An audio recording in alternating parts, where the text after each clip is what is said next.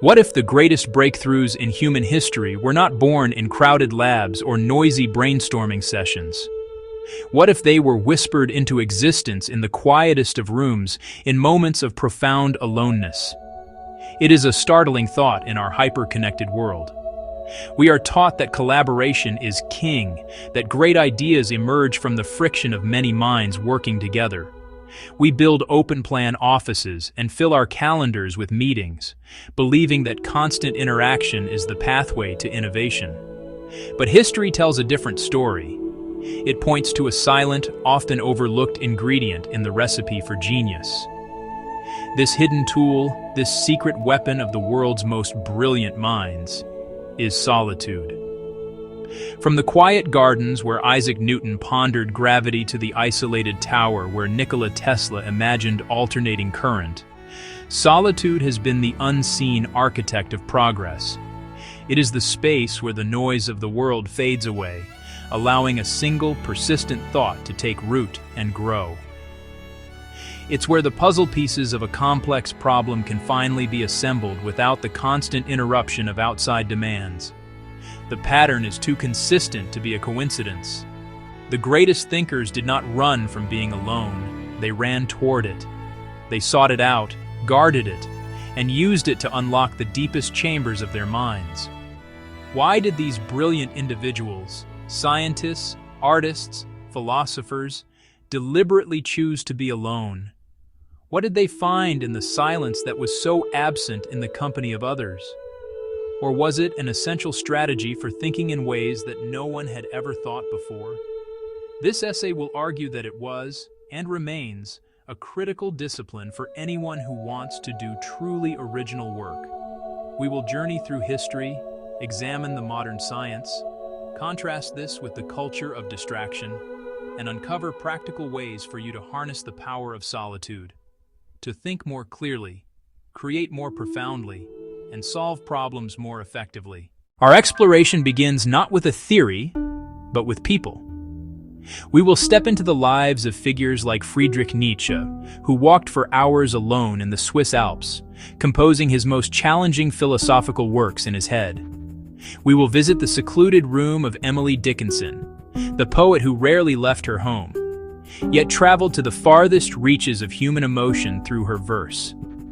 They were individuals who understood that to hear their own unique voice, they first had to quiet the chorus of other voices around them. Their isolation was not an escape from the world, but a method for understanding it more deeply. Isaac Newton's famous Year of Wonders in 1666, when he retreated from a plague-ridden Cambridge, led to his foundational work on calculus, optics, and the laws of motion. He did this not by attending seminars, but by thinking alone in his garden. Modern neuroscience is beginning to prove what the great minds knew intuitively. We will look at studies on the brain's default mode network, a system that activates when we are at rest, allowing us to connect disparate ideas, reflect on our experiences, and plan for the future. Research shows that this network is crucial for creativity, but it is suppressed when we are constantly reacting to external stimuli. We will explore simple, actionable steps, like time blocking, practicing digital fasts, and taking a solitary walk without your phone. The aim is to demystify solitude, transforming it from punishment or loneliness into a powerful, accessible tool for better thinking, one quiet moment at a time. One of the most important discoveries is a brain network known as the default mode network, DMN. This network is not active when you are focused on an external task, like answering an email. Instead, it switches on when your mind is at rest, free to wander. This is the state your brain enters when you are daydreaming, taking a quiet walk, or simply sitting alone with your thoughts. The default mode network is like the brain's quiet playground. It connects memories from your past, imagines future possibilities, and combines old ideas into new ones. Your most original insights often don't come when you are staring intently at a problem. They appear when you step away and allow the DMN to get to work. Another key scientific concept that explains the power of solitude is incubation. You struggle with a difficult problem, get stuck, and decide to take a break. You go for a walk, take a shower, do something completely unrelated.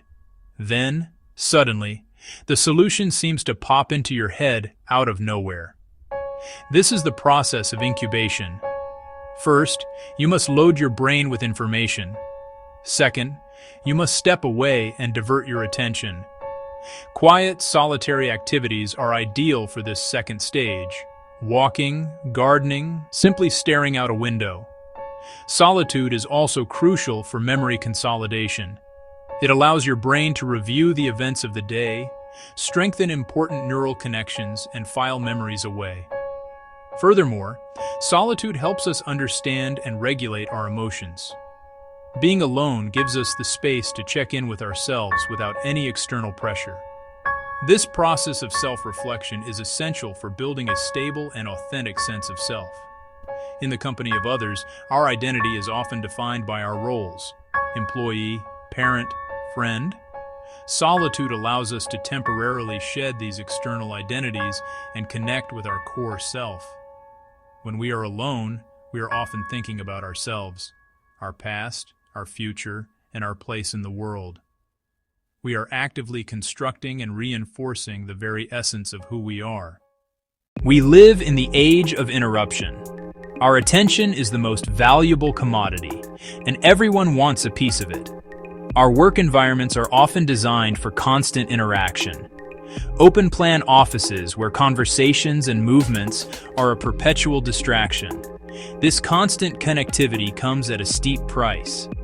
It shatters our ability to focus, making deep, concentrated thought nearly impossible.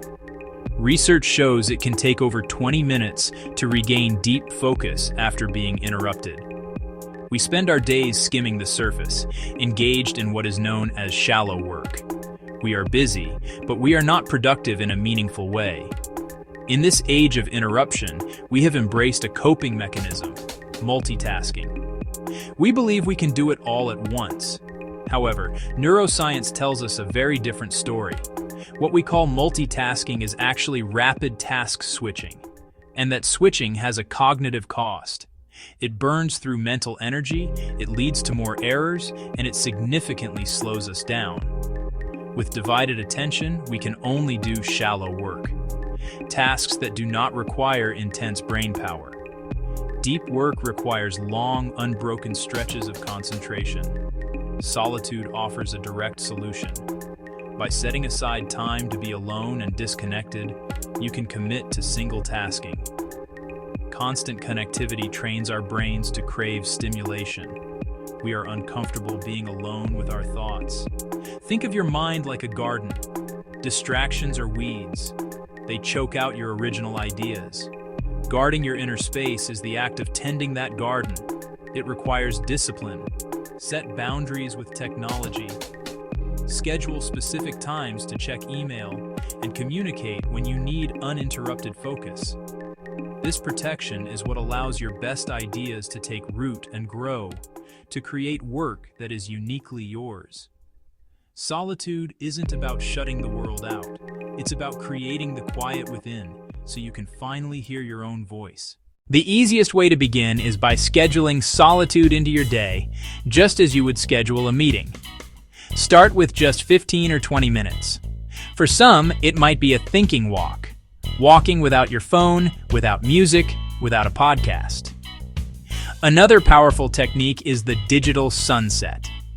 This involves setting a specific time each evening when you turn off all your screens. Consistency is more important than duration. A short period of solitude every day is more effective than a long retreat once a year. Consider your physical environment. You need a dedicated space that you associate with focused, solitary thought. Experiment with the deep work block. Schedule longer, uninterrupted periods for your most cognitively demanding tasks. During this block, you must be unreachable. For those in creative fields, a more extended form of solitude can be incredibly valuable, like a creative sabbatical or a think week. It is also helpful to have a simple template. You might start with a specific question you want to ponder. Think of it like breathing. Solitude is the inhale. Collaboration is the exhale. A healthy life and a productive work process require both. Deep thinking done in solitude allows you to bring more fully formed ideas to your team. Collaboration helps you refine those ideas. Be fully present in each state. Fully focused when you are alone and fully engaged when you are with others. Your solitude is not a rejection, it's a strategy to be a better collaborator, partner, and leader. Solitude is not an absence or a punishment. It is a potent tool, a quiet space where the mind can perform its most extraordinary work. The choice is clear, to skim the surface of life or to carve out quiet moments for deeper thinking. You can begin today. Choose one simple practice. Don't aim for overnight transformation. Aim for a small, consistent habit. In the quiet, you will find the space to hear your own voice, to untangle complex problems, and to connect with your most insightful self. The secret of the great minds isn't locked away in the past. It's a timeless practice, waiting for you in the quiet moments you create.